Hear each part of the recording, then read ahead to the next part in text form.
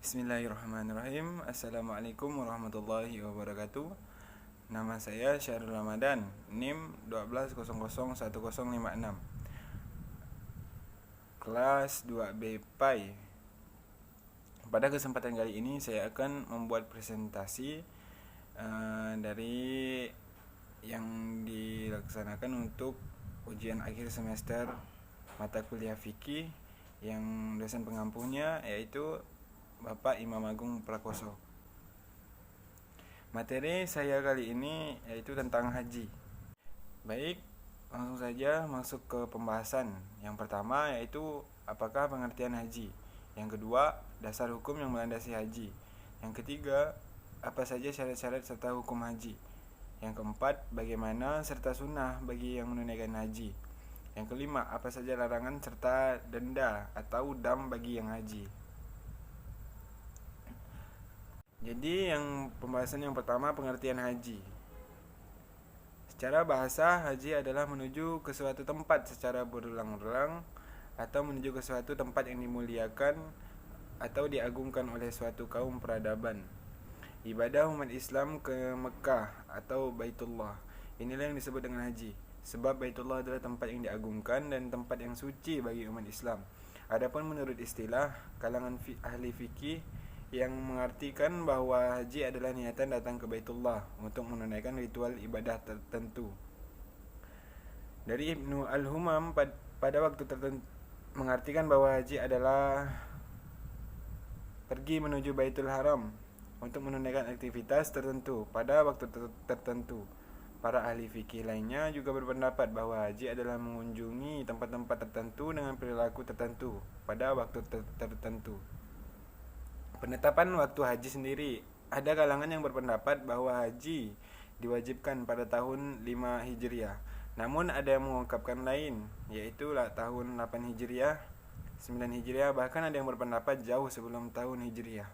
Namun Nabi Muhammad SAW baru menunaikan ibadah haji pada tahun 10 Hijriah. Sebab pada tahun 7 Hijriah beliau keluar ke Mekah untuk menunaikan dan tidak berhaji. Baik, ke pembahasan selanjutnya yaitu hukum haji dan dasar hukumnya. Haji adalah rukun Islam yang kelima. Melaksanakan haji hukumnya wajib atau fardu ain bagi orang yang telah memenuhi syarat-syarat haji. Kewajiban haji ditetapkan dengan Al-Quran, Sunnah, dan 5. Seluruh umat dalil Al-Quran tentang wajibnya haji bagi umat Islam. Firman Allah Subhanahu wa taala, A'udzu billahi minasyaitonir rajim. Bismillahirrahmanirrahim. Wa man dakhalhu kana amina. Walillahi 'alan nasi hajjul baiti man istata'a ilaihi sabila. Wa man kafara fa innallaha ghaniyyun 'anil 'alamin. Yang artinya, mengerjakan haji adalah kewajiban manusia terhadap Allah Subhanahu wa taala, yaitu bagi orang yang sanggup mengadakan perjalanan ke Baitullah. Barang siapa yang mengingkari atau kewajiban haji, maka sesungguhnya Allah Maha Kaya atau tidak memerlukan sesuatu dari semesta alam. Quran Surah Al-Imran ayat 97. Ayat inilah yang menjadi dalil penetapan kewajiban menunaikan haji dari dua segi berikut. Pertama, firman Allah yang artinya mengerjakan haji adalah kewajiban manusia terhadap Allah. Huruf jar li pada Allah dan ala pada annas menunjukkan makna wajib. Kedua, baris selanjutnya Allah berfirman, barang siapa mengingkari, takwilnya adalah mengingkari kewajiban haji. Ibnu Abbas mengartikan ini, barang siapa mengingkari dengan penuh keyakinan bahwa haji tidak wajib. Jadi barang siapa yang tidak menunaikan haji dengan keyakinan bahwa haji adalah tidak wajib, maka ia adalah kafir terhadap Allah. Dalil berikut adalah firman Allah dalam Al-Quran. Dalil berikutnya dalam firman Allah dalam Al-Quran yaitu A'udzu billahi minasyaitonir rajim. Bismillahirrahmanirrahim. Wattaqullaha wa'lamu annallaha syadidul 'iqab. Dan sempurnakanlah ibadah haji dan umrah karena Allah Subhanahu wa taala.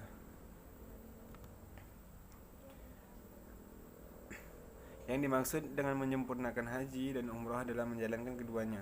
Hal ini mengacu pada pendapat para kalangan ahli fikih yang juga mewajibkan melaksanakan ibadah umrah. Dalil dari As-Sunnah Perihal kewajiban haji, sabda Nabi SAW, Islam dibangun di atas 5 pilar: kesaksian bahwa tiada Tuhan melainkan Allah Subhanahu wa taala dan Muhammad utusannya, mendirikan solat, menunaikan zakat, haji dan puasa Ramadan. Imam An-Nawawi menjelaskan hadis ini adalah dasar yang jelas dalam mengetahui agama, sebuah pilar landasan dan menghimpun rukun-rukun hidup. Imam An-Nawawi menjelaskan hadis ini adalah dasar yang jelas rukun-rukun hidup. Haji wajib dikerjakan hanya sekali dalam seumur hidup. Diriwayatkan oleh Abu Hurairah dalam suatu pidato Rasulullah SAW menegaskan bahwa haji itu hukumnya wajib. Kemudian seseorang bertanya, apakah tiap tahun ya Rasulullah? Beliau diam. Orang tersebut mendesak sampai 3 kali, maka Rasulullah SAW menjawab, andaikan saya jawab ya, tentu menjadi wajib, padahal kamu tidak mampu melaksanakannya. Oleh karena itu, biarkanlah apa yang saya tinggalkan tidak tegaskan Nabi untukmu. Hadis riwayat Ahmad, Muslim dan Nasa'i. Meski hanya sekali dalam seumur hidup, namun diutamakan untuk disegerakan melaksanakan ibadah haji bagi mereka yang sudah cukup harta dan syarat. Pembahasan yang selanjutnya, syarat-syarat haji. Para ulama berpendapat bahwa haji adalah wajib bagi mereka yang beragama Islam, berakal, merdeka, baligh, sehat dan mampu sekali dalam seumur hidup. Dalam hal ini, baik laki-laki atau perempuan, syarat-syaratnya sama. Jika salah satu syarat ini ada yang hilang, jelas kewajiban haji seseorang tersebut menjadi hilang. Adapun syarat yang pertama yaitu Islam dan berakal. Islam dan berakal adalah syarat yang sah dan wajib untuk ibadah haji. Sebab itu orang yang kafir dan murtad tidak wajib haji. Seluruh ulama berpendapat atas hal ini. Sedangkan seseorang yang tidak berakal atau gila tidak diwajibkan atas haji. Sebab orang gila tidak memiliki orientasi, karena orientasi adalah suatu syarat sah dalam beribadah atau termasuk haji, kecuali orang gila tersebut sadar kembali. Jadi lanjut yang kedua, baligh dan merdeka. Sebenarnya baligh adalah salah satu syarat yang harus dicukupi bagi seseorang yang akan pergi haji, bukan syarat sah. Karena itu bagi anak-anak di bawah umur baligh tidaklah diwajibkan untuk berhaji. Hal ini disepakati oleh ulama berdasarkan sabda Nabi SAW, yaitu diangkatlah pernah dari 3 orang, anak kecil hingga ia baligh, orang gila hingga ia sadar, dan orang tertidur hingga ia terbangun. Yang ketiga, sehat dan mampu. Syarat wajib haji adalah mampu. Jika seseorang melaksanakan haji dalam keadaan sakit, sudah tua, bahkan miskin, maka hajinya adalah sah dan mencukupi. Hal ini dikarenakan pada saat zaman Rasulullah SAW menunaikan hajinya, Rasulullah bersama dengan mereka kaum fakir, dan Rasulullah tidak memintanya untuk berhaji lagi. Lanjut ke pembahasan yang selanjutnya, yaitu rukun haji. Kegiatan yang termasuk dalam rukun haji adalah sebagai berikut. Yang pertama, ihram atau berniat. Adalah berniat mengerjakan haji dan atau umroh, bahkan keduanya sekaligus. Ihram wajib dimulai mikotnya, baik mikot zabani maupun mikot makani. Sunnah sebelum memulai ihram diantaranya adalah mandi menggunakan wangian pada tubuh dan rambut, mencukur kumis dan memotong kuku. Untuk pakaian ihram bagi laki-laki dan perempuan berbeda. Untuk laki-laki berupa pakaian yang tidak dijahit dan tidak tertutup kepala, sedangkan perempuan seperti halnya solat, tertutup semua kecuali muka dan telapak tangan. Yang kedua, wukuf atau hadir di Arafah. Waktu wukuf adalah tanggal 9 Zulhijjah. Pada waktu zuhur, setiap orang yang haji wajib baginya untuk berada di padang Arafah. Pada waktu tersebut, wukuf adalah rukun penting dalam haji. Jika wukuf tidak dilaksanakan dengan alasan apapun, maka hajinya dinyatakan tidak sah dan harus diulang pada waktu berikutnya. Pada waktu wukuf disunahkan untuk memperbanyak istighfar, zikir dan doa untuk kepentingan diri sendiri maupun orang banyak, dengan mengangkat kedua tangan dan menghadap kiblat. Dan yang ketiga, tawaf atau mengelilingi Ka'bah. Tawaf dianggap sah apabila memenuhi syaratnya. Yang keempat, sa'i. Sa'i adalah berlari-lari kecil antara Bukit Safa dan Marwah. Adapun syarat untuk sa'i yaitu 1. Dimulai dari Bukit Safa dan diakhiri di Bukit Marwah. Yang kedua, hendaknya 7 kali atau dari Safa ke Marwah dihitung 1 kali dan sampai ke Safa kembali dihitung 2 kali. Waktu yang tepat untuk sa'i adalah sesudah tawaf. Yang kelima, mencukur rambut. Mencukur rambut atau menggunting adalah rukun haji sebagai penghalal terhadap hal yang diharamkan dalam haji. Dalam mencukur rambut sedikitnya adalah 3 helai rambut, dan bagi perempuan tidak perlu dicukur melainkan hanya dipotong saja. Yang keenam, tertib berurutan mendahulukan yang semestinya paling utama, yaitu mendahulukan ihram dari rukun yang lain, mendahulukan wukuf dari tawaf, mendahulukan sa'i daripada bercukur.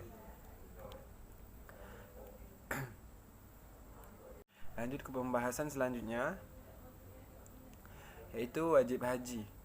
Amalan dalam ibadah haji yang wajib dikerjakan disebut wajib haji. Wajib haji tidak menentukan sahnya ibadah haji. Jika tidak dikerjakan, haji tetap sah namun dikenakan dam atau denda. Berikut adalah beberapa wajib haji, yaitu ihram dan mikot. Mikot adalah tempat dan waktu yang disediakan untuk melaksanakan ibadah haji. Ihram dari mikot bermaksud niat haji ataupun niat umroh dari mikot, baik mikot zamani maupun mikot makani. Mikot makani adalah tempat awal melaksanakan ihram bagi yang akan haji dan umroh. Yang kedua, bermalam di Muzdalifah. Dilakukan sesudah wukuf di Arafah, sesudah terbenamnya matahari pada tanggal 9 Zulhijjah. Di Muzdalifah melaksanakan sholat maghrib dan isya, melakukan jamak dan qashar karena suatu perjalanan jauh.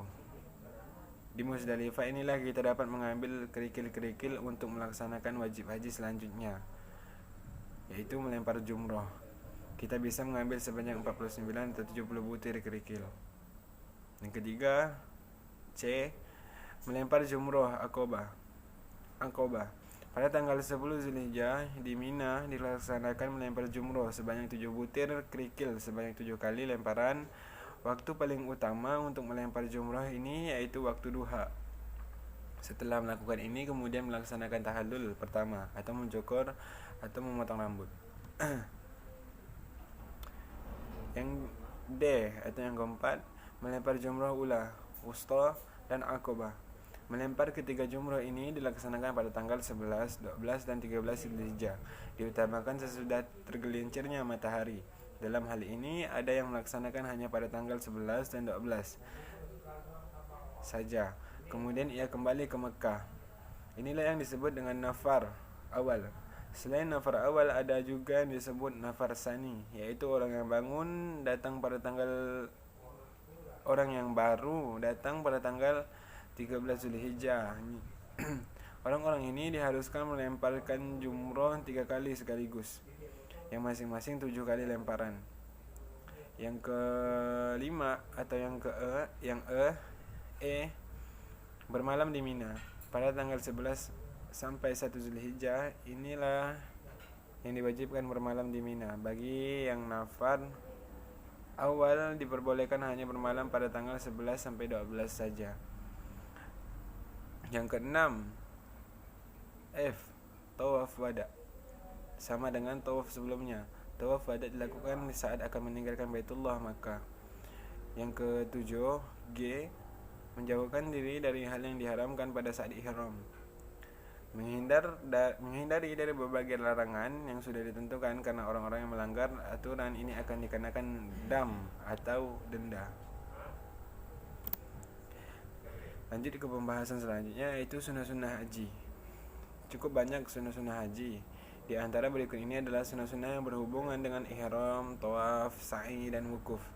Yaitu yang pertama, mandi sebelum ihram. Yang kedua, menggunakan kain ihram yang baru. Yang ketiga, memperbanyak talbiyah. Yang keempat, melakukan tawaf kudum atau tawaf kedatangan. Yang kelima, salat 2 rakaat tawaf. Yang keenam, bermalam di Mina. Yang ketujuh, mengambil pola ifrad, yaitu pola mendahulukan haji daripada umrah. Yang kedelapan, tawaf wada atau tawaf perpisahan. Lanjut ke pembahasan yang selanjutnya, yaitu larangan selama berihram haji. Hal-hal yang dimaksud larangan ini adalah yang diharamkan dilakukan bagi yang berihram. Haram bukan artian sebagai perbuatan yang menjadikan dosa, karena belum pernah ada pendapat ulama tentang pelanggar larangan-larangan ini mendapatkan dosa. Sebagai contoh, pelanggaran suatu hajat tidak mencukur rambut dikarenakan memiliki penyakit yang jika rambutnya dicukur bisa mengurangi kesehatan seseorang haji, maka ini hukumnya tidak dosa. Adapun jika larangan ini sengaja dilanggar, maka ia akan berdosa. Beberapa larangan tersebut di antaranya yaitu: yang pertama, bagi laki-laki dilarang menggunakan pakaian berjahit. Yang kedua, bagi laki-laki dilarang menggunakan penutup kepala. Yang ketiga, larangan bagi perempuan untuk menutup muka dan telapak tangannya. Yang keempat, di saat ihram bagi laki-laki maupun perempuan, wangi-wangian untuk badan maupun pakaian boleh memakainya sebelum ihram.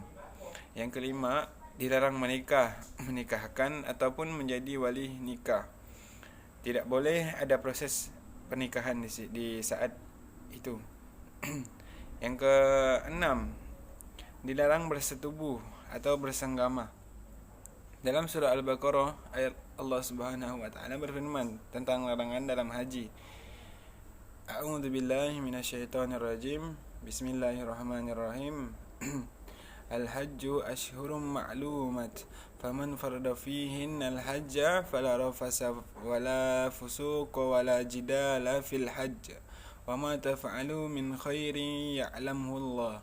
وتزودوا فإن خير الزاد التقوى واتقون يا أولي الألباب. Sadaqallahul azim.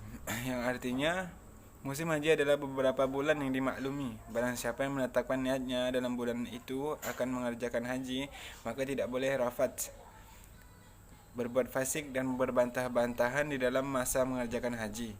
Dan apa yang kamu kerjakan berupa kebaikan, niscaya Allah Subhanahu wa taala mengetahuinya. Berbekallah, dan sesungguhnya sebaik-baik bekal adalah takwa, dan bertakwalah kepadaku hai orang-orang yang berakal.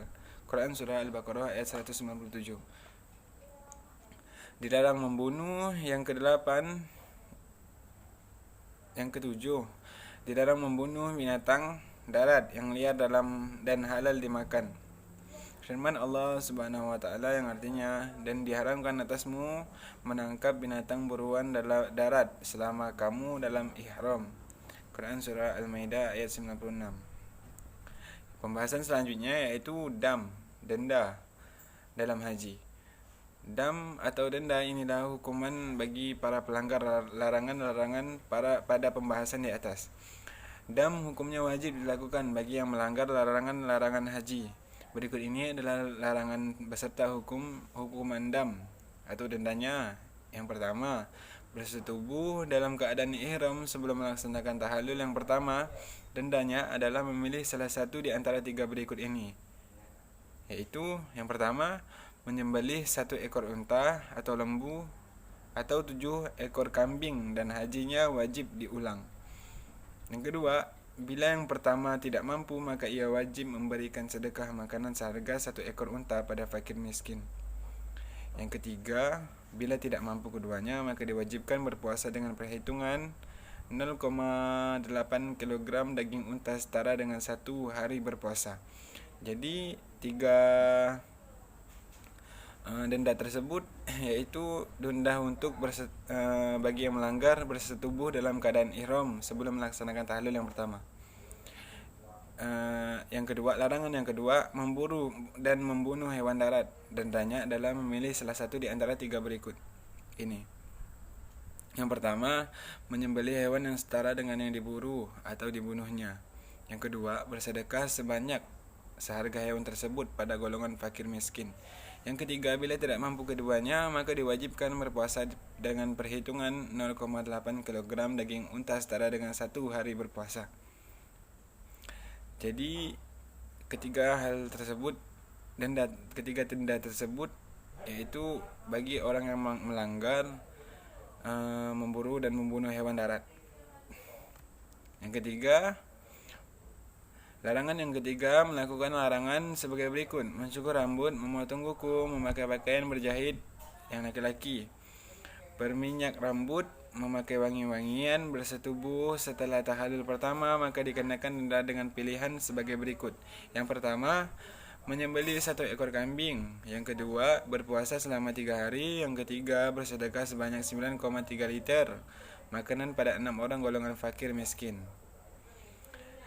Larangan yang keempat, melaksanakan haji tamatu atau kiron, dikenakan denda sebagai berikut. Yang pertama, menyembelih 1 ekor kambing. Yang kedua, jika tidak mampu maka diwajibkan berpuasa selama 10 hari dengan aturan 3 hari puasa di haram dan 7 hari puasa di asal negaranya. Larangan yang kelima, di saat melanggar salah satu wajib haji maka dikenakan denda yang sama dengan melakukan haji tamatu atau kiron. Baik, ke pembahasan selanjutnya, yaitu kesimpulan. Dari pembahasan di atas dapat disimpulkan sebagai berikut. Yang pertama, haji adalah suatu kewajiban bagi setiap mukmin yang mampu untuk mengunjungi Baitullah di Mekah sekali dalam seumur hidup. Yang kedua, syarat-syarat haji, Islam baligh, merdeka dan mampu. Yang ketiga, rukun haji, yaitu ihram, wukuf di Arafah, tawaf, sa'i, tahallul dan tertib. Yang keempat, wajib haji. Wajib haji yaitu di antaranya yaitu ihram dari mikot, bermalam di Musdalifah dari Mina, melontar jumrah Aqabah, melontar 3 jumrah ula wusta Aqabah, menjauhkan diri dari larangan-larangannya dan tawaf wada. Ada 3 cara melaksanakan haji, yaitu tamatu, ifrad dan qiran. Larangan bagi yang berharam. Yang pertama, laki-laki dilarang memakai pakaian berjahit dan penutup kepala. Yang kedua, bagi wanita dilarang menutup muka dan telapak tangan. Yang ketiga, laki-laki dan wanita dilarang memakai parfum, minyak rambut dan mencukur rambut. Yang keempat, dilarang menikah dan menikahkan atau menjadi wali akad nikah. Yang kelima, dilarang bersetubuh. Yang keenam, dilarang membunuh binatang darat. Yang selanjutnya itu dam atau denda. Menurut arti darah, tapi menurut istilah adalah menyembelih binatang ternak sebagai denda karena melanggar larangan-larangan haji atau meninggalkan wajib haji. Baik, hanya itu yang dapat saya sampaikan. Kurang lebihnya mohon maaf. Baik dari kata-kata saya yang salah, dari materi-materi yang saya sampaikan salah, kurang lebihnya mohon maaf. Wallahu a'lam bishawab. Assalamualaikum warahmatullahi wabarakatuh.